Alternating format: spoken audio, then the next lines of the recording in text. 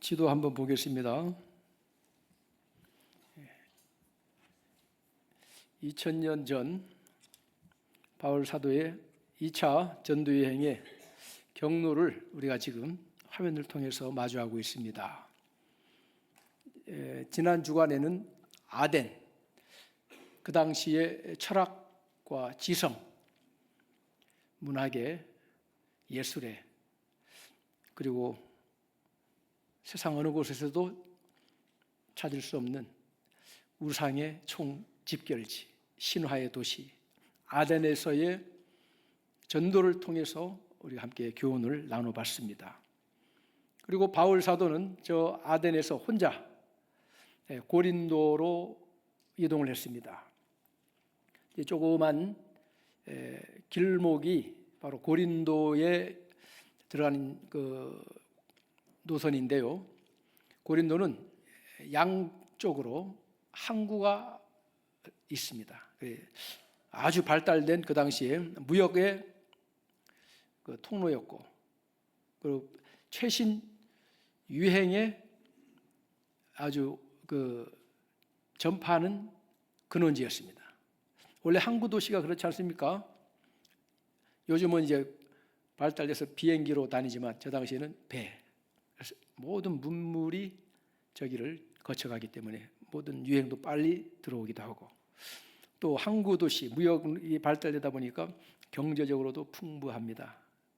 그 이면에 저 고린도의 문화는 좀 향락에 많이 빠져 있는 그런 전형적인 도시 문명이었습니다.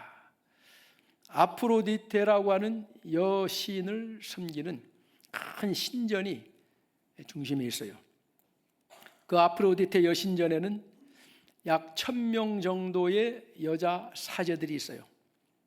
그 우상 숭배하는 그 여신의 신전의 여자 사제들은 뭐 일종의 무당, 무녀들이죠. 밤이 되면 고린도 시내 항구로 내려옵니다. 그래서 고린도 사람들은 그 무녀들과 음탕한 관계를 즐기기도 했습니다.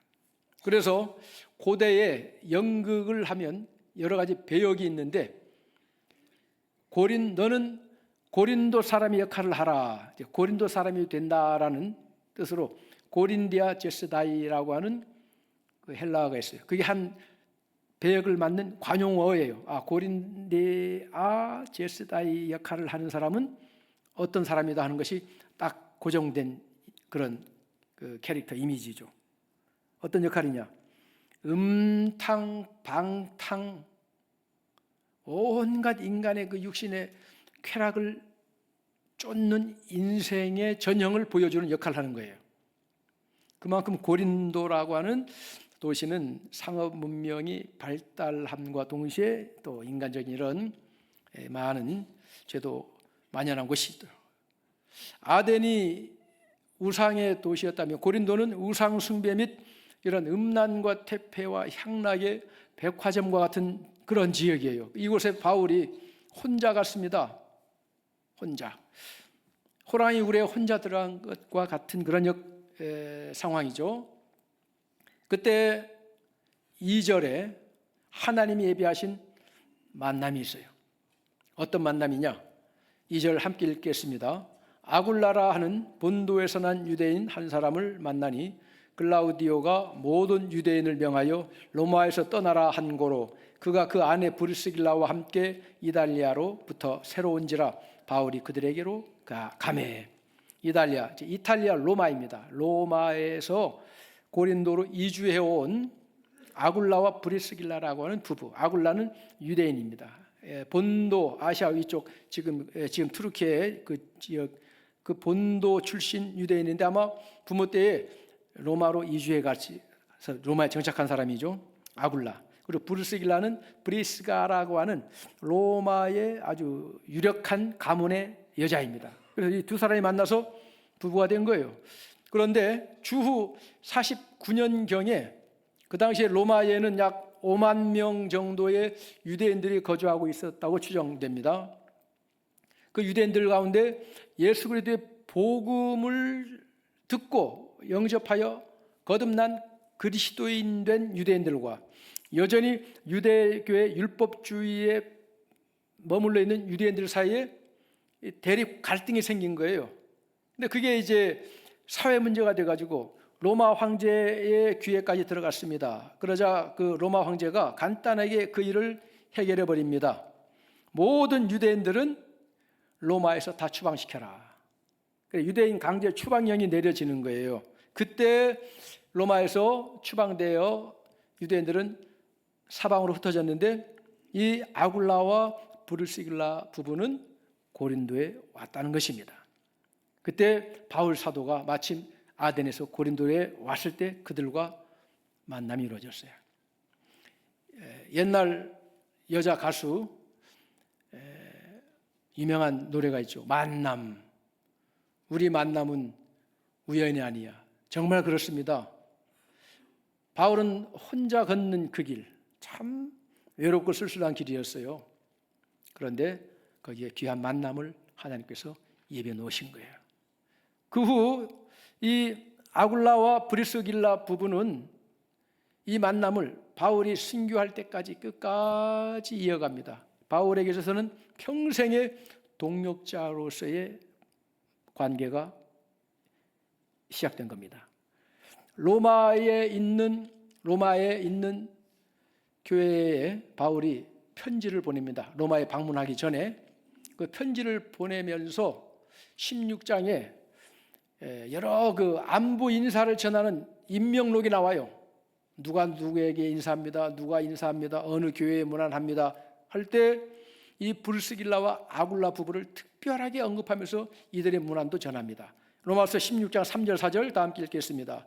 저희는 그리스도 예수 안에서 나의 동역자들인 브리스가와 아굴라에게 문안하라. 그들은 내 목숨을 위하여 자기들의 목까지도 내놓았나니 나뿐 아니라 이방인의 모든 교회도 그들에게 감사하느니라.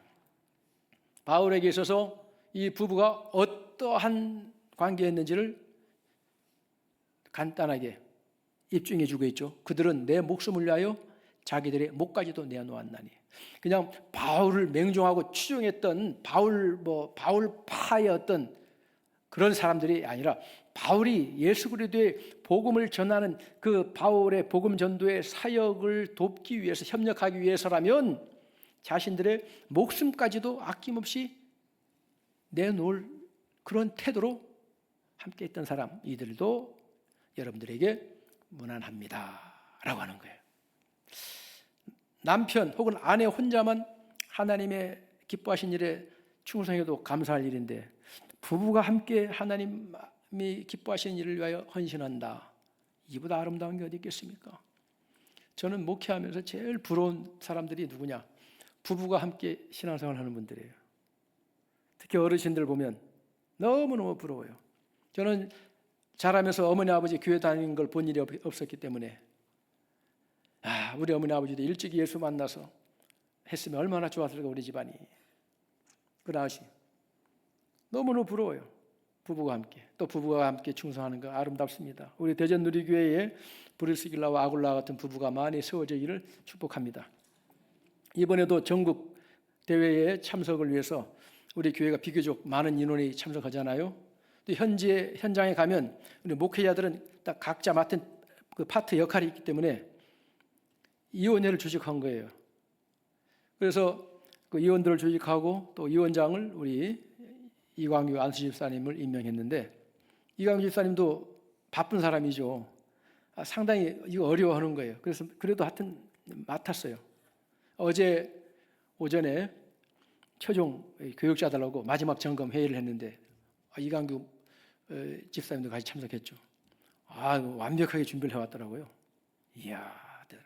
그런데 준비한 거 곳곳마다 그 이광규 집사님의 부인 전정순 집사의 손길이 보이는 거예요. 그래서 집사님 솔직히 대라. 혼자 한 거 아니지. 그러니까 우리 집사람이 많이 도와줬습니다.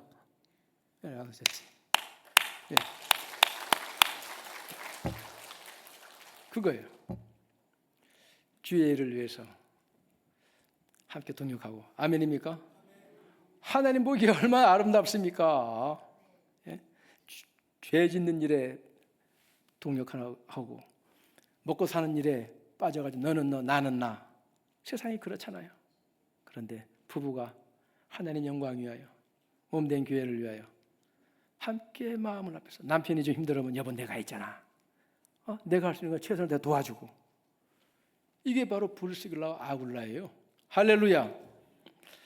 자, 바로 이 사람들과 어떻게 합류하게 됐냐면 바울이 이 천막을 만드는 가죽을 잘 다루는 전문가예요. 왜 그러냐? 유대인들은 자녀 양육할 때 전통적 규칙이 있어요.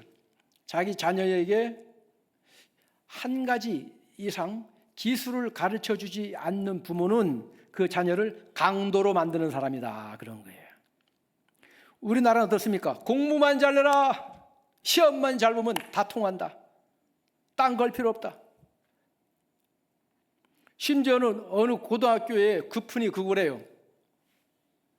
공부 못하면 몸뚱아리 힘들다. 이게 급훈이랍니다, 세상에. 그런데 유대인들은 피난살이를 자주 했어요. 아무리 현재 삶이 안정됐다 할지라도 언제 어떻게 될지 몰라. 피난살이 보따리 싸고 떠나야 돼요. 그러면 피난살이 다른 나라 가면 자기가 어떤 사회적 직위했다 다 소용없어요. 그때는 기술이 있어야 되는 거예요. 얼마나 지혜롭습니까? 그래서 바울이 태어난 다소는 이 목양 그게 특화된 도시예요. 그래서 바울은 그 전문적 기술을 배운 거죠. 그래서 전도할 때 바울은 이미 있는 교회에 초빙받아 담임으로 간 게 아니라 개척을 하는 사람이잖아요. 사례니 뭐니 이거는 엄두도 못 내죠. 오히려 도와줘야 될 판이죠. 그래서 자기의 전문적 기술을 활용하면서 재정적인 것을 스스로 조달해가면서 이걸 자비량 전문 선교 사역이라고 합니다. 그렇게 했어요.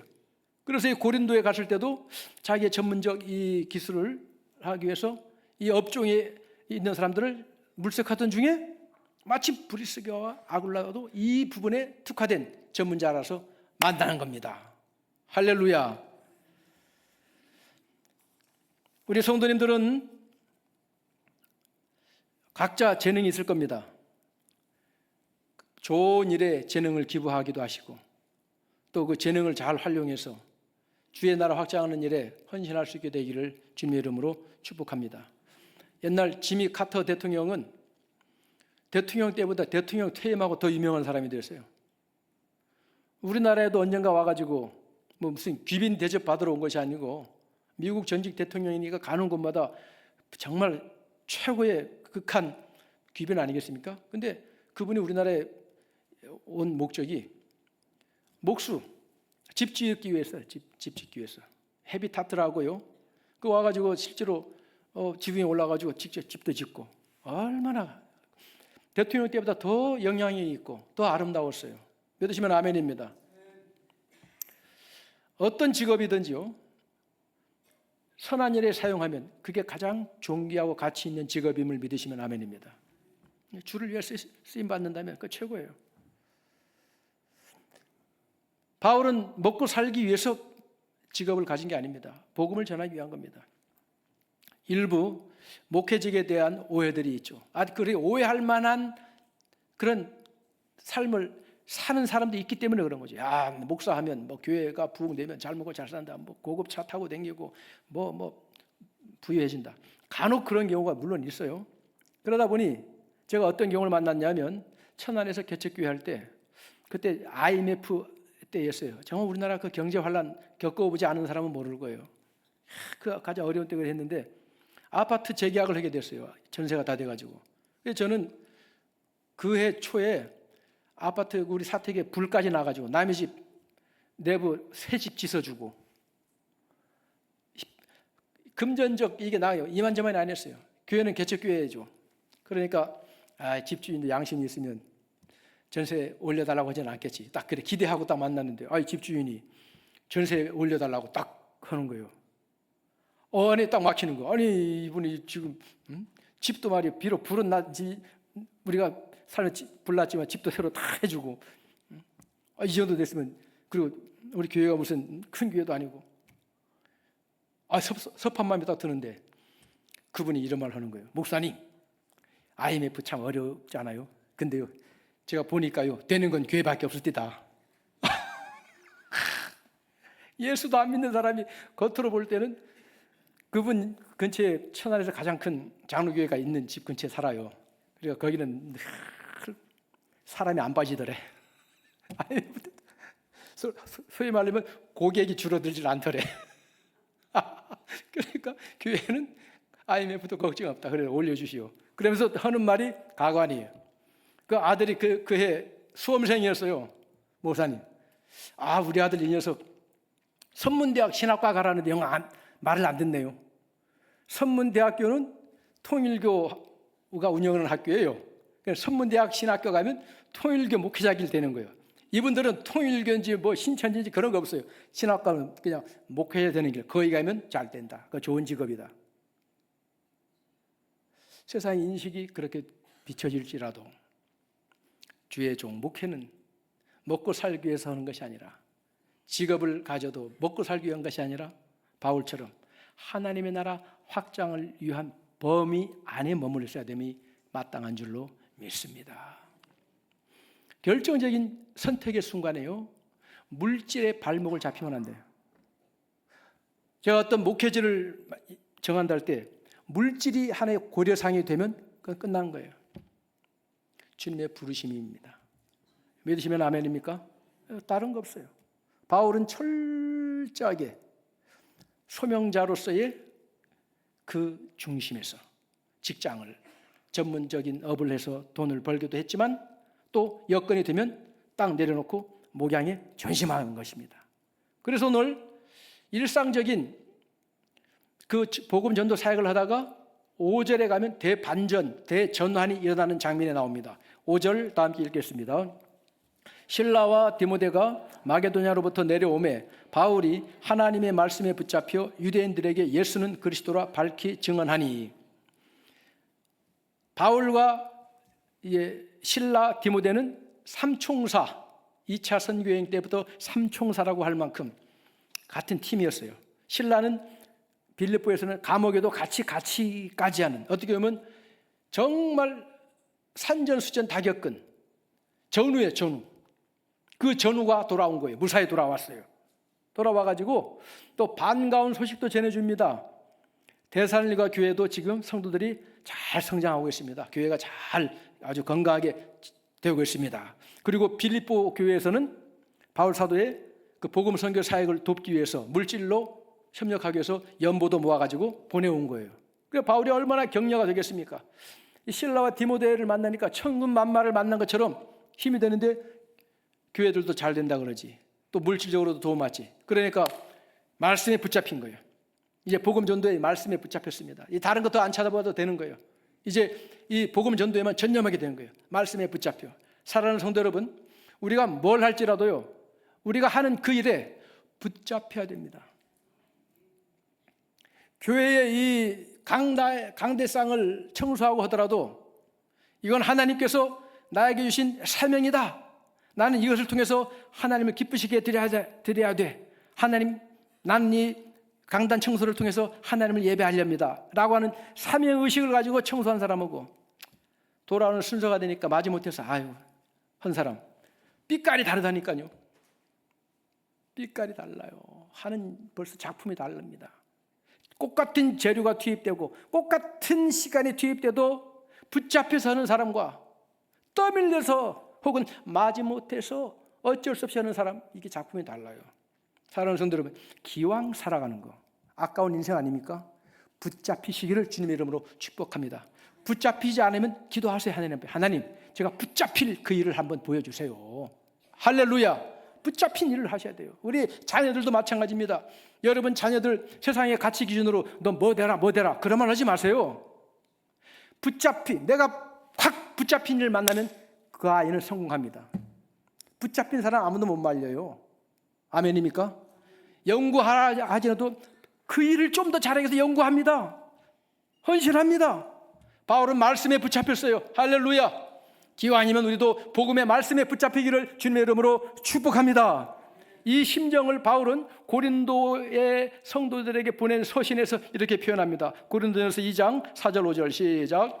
내 말과 내 전도함이 설득력 있는 지혜의 말로 하지 아니하고 다만 성령의 나타나심과 능력으로 하여 너희 믿음이 사람의 지혜에 있지 아니하고 다만 하나님의 능력에 있게 하려 하였노라. 다른 방법 안 쓴다 이거예요. 말씀에 붙잡혔다. 말씀의 능력이 붙잡혔다는 거예요. 할렐루야. 그 자체에 붙잡혔다는 거예요. 그래서 무엇을 전했습니까? 예수는 그리스도라고 밝히 증언했다는 거 아니겠습니까? 모든 말씀의 그 핵심이 무엇입니까? 예수가 그리스도와 예수가 그리스도 복음입니다. 믿으시면 아멘입니다. 이 바울의 이 태도는요, 아덴에서의 전도의 경험이 많이 그에 영향을 끼친 겁니다. 아덴에서는 배운 사람들, 유식한 사람들, 학자들을, 철학자들을 대상으로 나름대로 그들의 취향에 맞도록 복음을 선포했어요. 인정도 받았어요. 그러니까 이 사람 뭔가 좀 아는 사람이네. 우리 좀 자세히 들어보자 하고 아덴에서의 최고의 영향력 있는 사람만이 설 수 있는 아레오바고 강당까지 섰습니다. 그러나 결과는 변변치 못했습니다.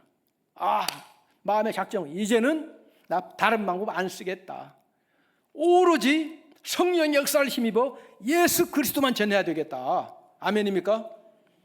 고린도에서 그 역사를 한 거예요.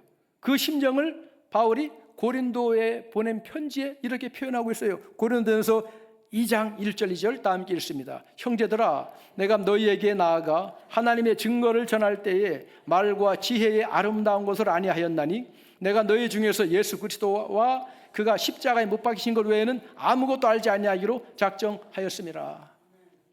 예수 그리스도 이거면 족하다는 거예요. 세상의 가장 기쁜 소식은 지위, 고와, 신분을 막론하고 예수 그리스도가 답이다는 거예요. 내가 만난 예수를 확신 가지고 전하겠다는 거예요. 로마서 1장 16절입니다.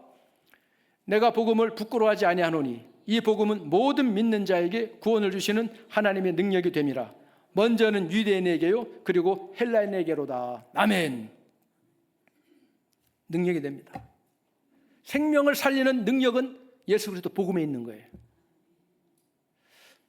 여러분들이 뭘 하더라도요, 그 한 가지에 승부를 거세요. 100가지 잘해서 인정받으려 하지 말고 여러분들이 할 수 있는 것, 여러분들이 딱 붙잡힌 그거 한 가지에 승부를 걸어보세요. 이 식당 하는 분들도 그런 사람들은 잘 되더라고요. 이 아래쪽 어딘가 보면은 콩국수집이 있어요. 콩국수집. 식당 이름은 잊어버렸는데 가끔 한번 가요. 갈 일이 있어서. 가면 가자마자 자리 나서 들어간 일이 없습니다. 꼭 줄을 서. 그래서 들어가서 앉아요.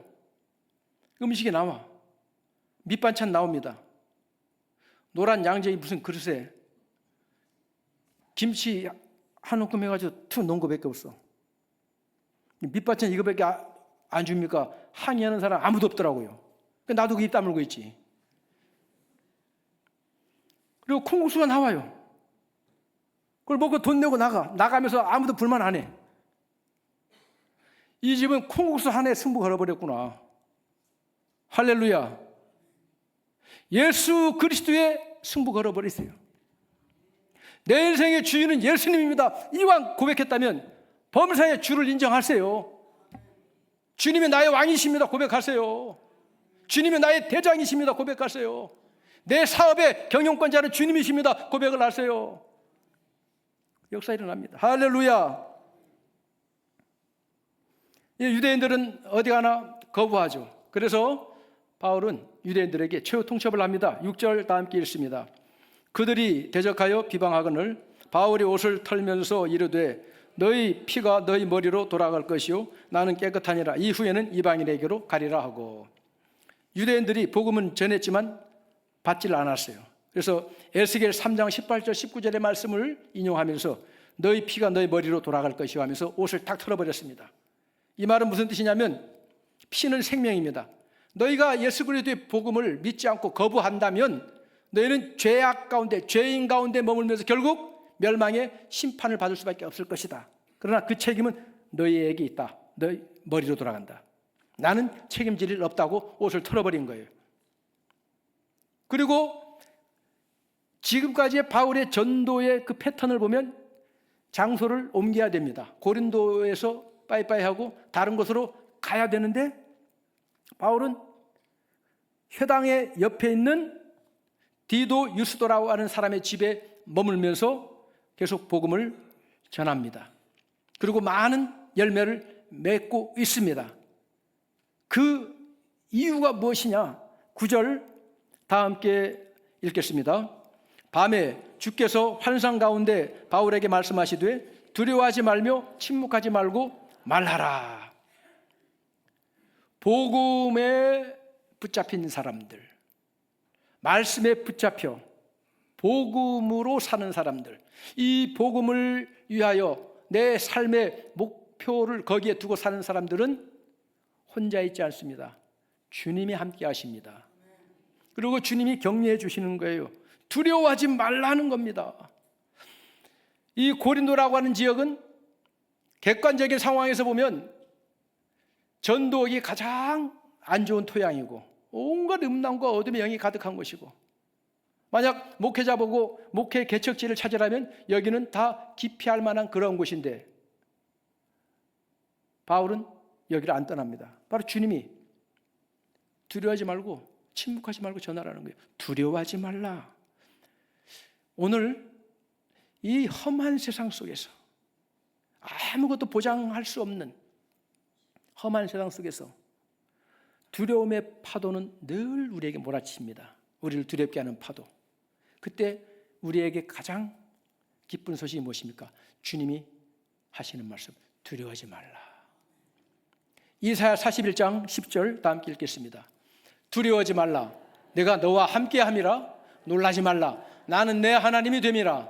내가 너를 굳세게 하리라. 참으로 너를 도와주리라. 참으로 나의 의로운 오른손으로 너를 붙들리라. 아멘. 저는 목회하면서 우리 성도님들이 때로는 수술실에 들어가는 현장에서 기도도 해주기도 하고요. 또 산고에 그 진통을 겪으면서 산실에 들어가 있는 성도를 위해서 기도해 줄 때도 있습니다. 그때 주로 많이 일단 말씀으로 읽어주는 구절 중에 하나가 이사야 41장 10절이에요. 두려워하지 말라. 놀라지 말라. 이 수술실에 너 혼자 있지 않다. 내가 너와 함께한다. 수술을 집도하는 모든 의료진들의 손길을 내가 부리는 영, 천군 천사가 다 조종하니까 두려워하지 마라. 할렐루야. 상구에 진통을 안고 산실에 들어가는 산모들, 정말 초산하는 우리 성도님들을 여러 봤는데 기가 막혀요. 정말 어떤 데는 24시간 넘게 막 고통하기도 하고. 그러나 그 와중에도 누가 함께 하시냐? 주님이 함께 하시니까 고통 가운데서도 두려워하지 말라. 반드시 기쁨으로 아이를 안게 되리라. 할렐루야. 저 역시도 수술을 받을 때 두려워하지 말라. 놀라지 말라. 내가 너와 함께 함이니라. 믿으시면 아멘입니다. 10절입니다. 내가 너와 함께 있음에 어떤 사람도 너를 대적하여 해롭게 할 자가 없을 것이니 이는 이 성중에 내 백성이 많음이라 하시더라. 말로만 두려워하지 마라, 놀라지 마라 한 게 아니라 두려워할 수밖에 없는 상황에 빠져있는 나를 그 모든 두려움으로부터 완벽하게 보호해 주신다는 거예요. 그걸 체험하는 겁니다. 이사야 43장 2절 3절 다 함께 읽겠습니다. 내가 물 가운데로 지날 때에 내가 너와 함께 할 것이라. 강을 건널 때에 물이 너를 침몰하지 못할 것이며 내가 불 가운데로 지날 때에 타지도 아니할 것이요 불꽃이 너를 사르지도 못하리니 대저 나는 여호와 내 하나님이요 이스라엘의 거룩하니요 내 구원자임이라. 아멘. 이스라엘 민족의 역사 속에 물을 지날 때, 그 시퍼런 창의 바다 홍해를 지날 때 헤엄쳐 건넜습니까? 배 타고 건넜습니까? 마른 땅을 밟고 건넜습니다. 할렐루야.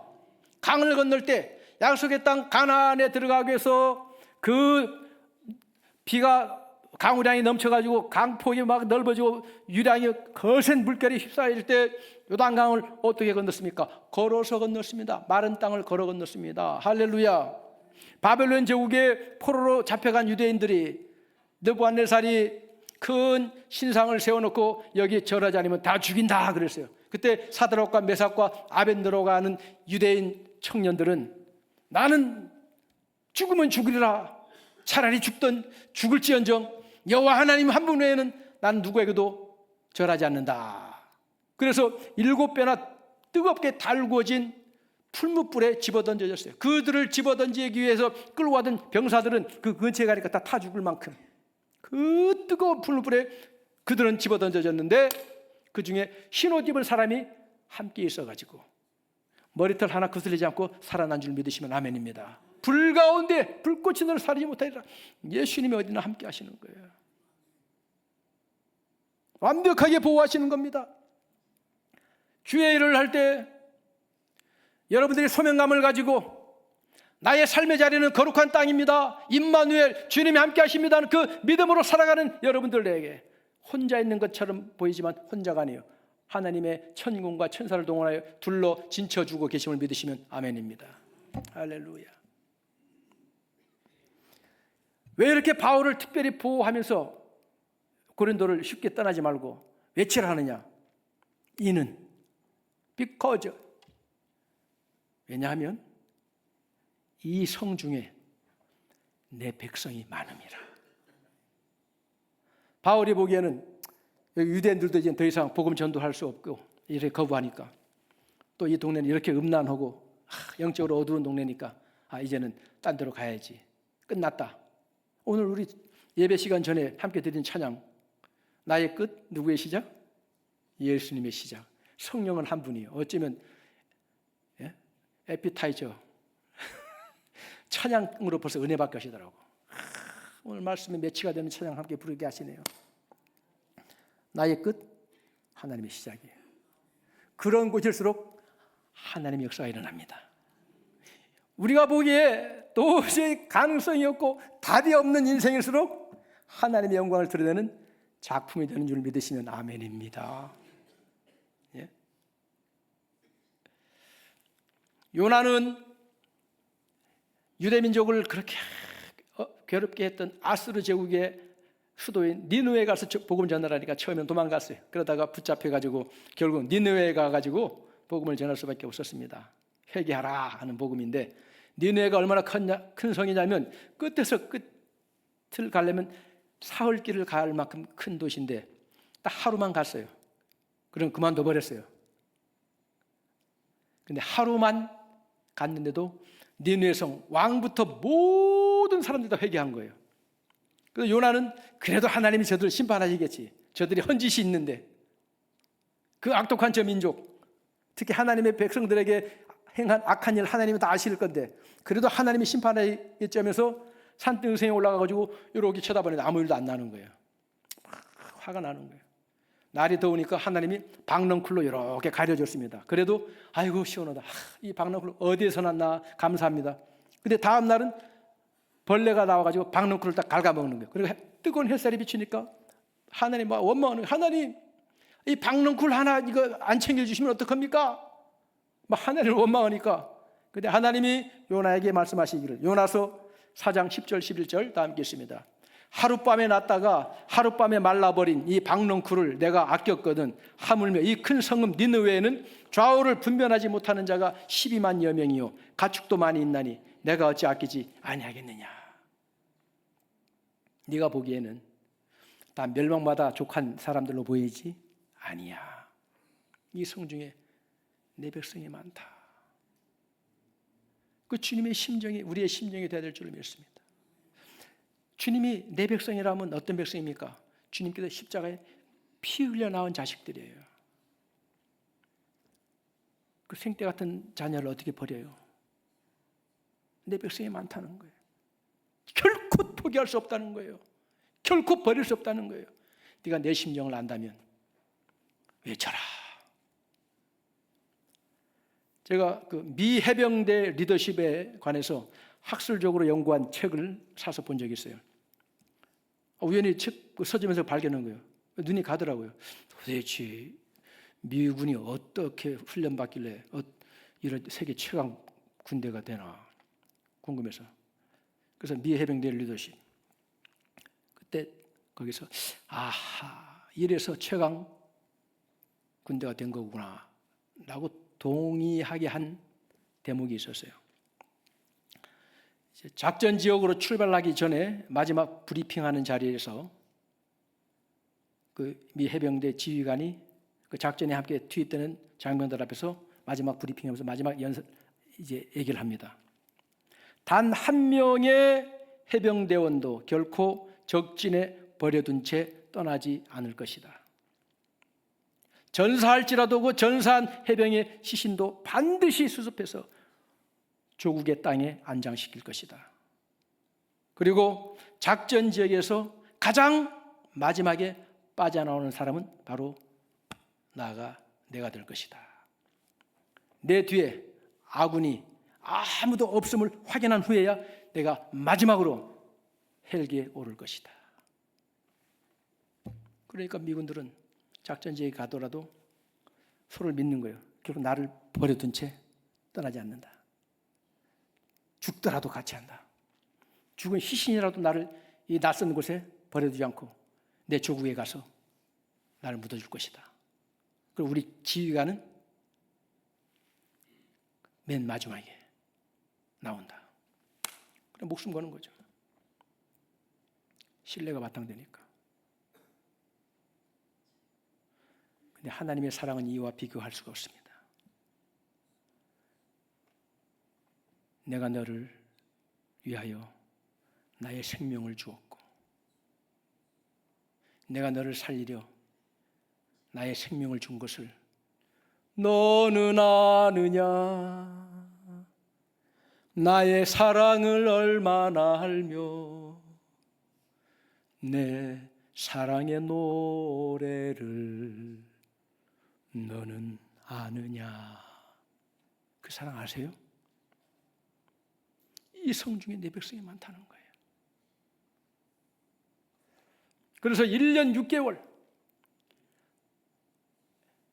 에베소를 제외하고는 바울 사도가 가장 오랜 기간 동안 머물면서 복음을 전한 곳이 바로 고린도였습니다. 오늘 이 본문을 통해 우리는 4가지 교훈을 받습니다. 첫 번째는 하나님은 어떤 상황에서도 우리와 함께 하십니다. 우리를 책임지십니다. 그리고 아무리 상황이 어렵더라도 우리는 믿음의 선택을 하시기 바랍니다. 어떤 태도를 가질 것이냐? 믿음의 담대함을 가지고 외치자. 믿음의 담대함을 가지고 내가 해야 될 마땅한 그 일을 거침없이 진행하자. 주님이 도우신다. 아멘입니까? 세 번째로는 사명은 나 혼자 하는 게 아니다. 동역하면서 함께 하는 거다. 그래서 서로에 대한 파트너십, 좋은 동역자 관계를 귀하게 여기시를 주님의 이름으로 축복합니다. 혼자 서지 않는 거예요. 그리고 마지막으로는 무슨 일 할지라도 목자 대신 예수님의 심령을 품고 해야 된다는 거죠.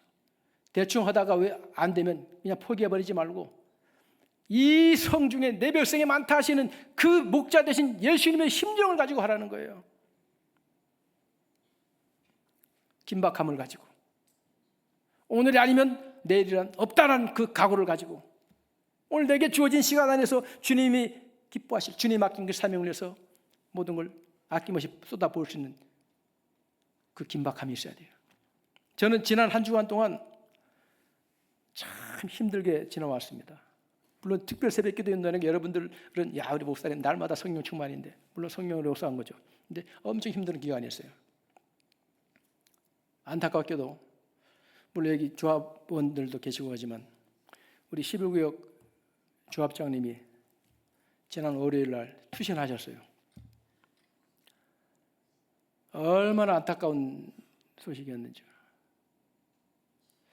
그래서 그 빈소에 가서 졸지에 부친상을 모시게 된 그 젊은 상주를 보니까 너무나 마음이 미어 터져가지고 할 말이 없더라고요. 자세한 내막은 모릅니다. 그런데 여기서 몇 주 전에 총회를 하게 됐어요.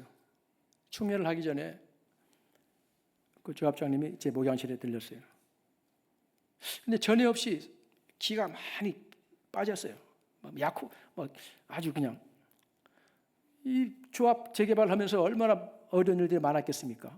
그런 일들이 있어가지고 이제 대면을 읽게 되면 목사님 이런 것 때문에 지금 골치 아픕니다, 힘듭니다. 그때마다 하나님 함께 하십니다. 기도하고 또 나름대로 잘 해결돼서 이 조합장님이 조합장하면서 아파트 재개발 사업이 상당히 모험적으로 잘 돼 왔어요.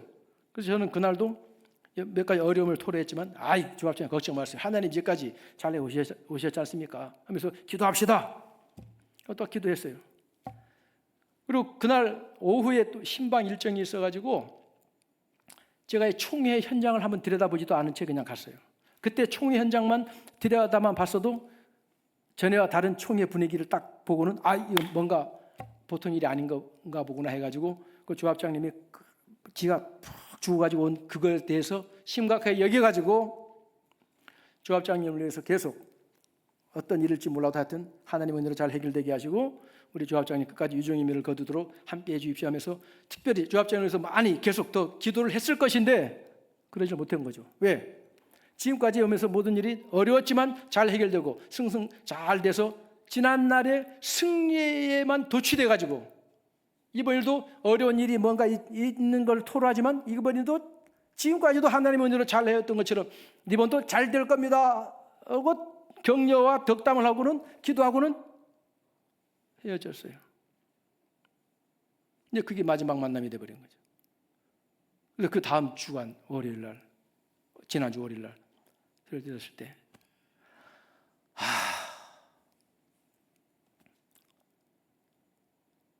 마치 절벽에 매달린 사람을 손으로 붙잡고 있다가 힘이 빠져가지고 놓아버린 것 같은 그런 자책감이 들더라고요.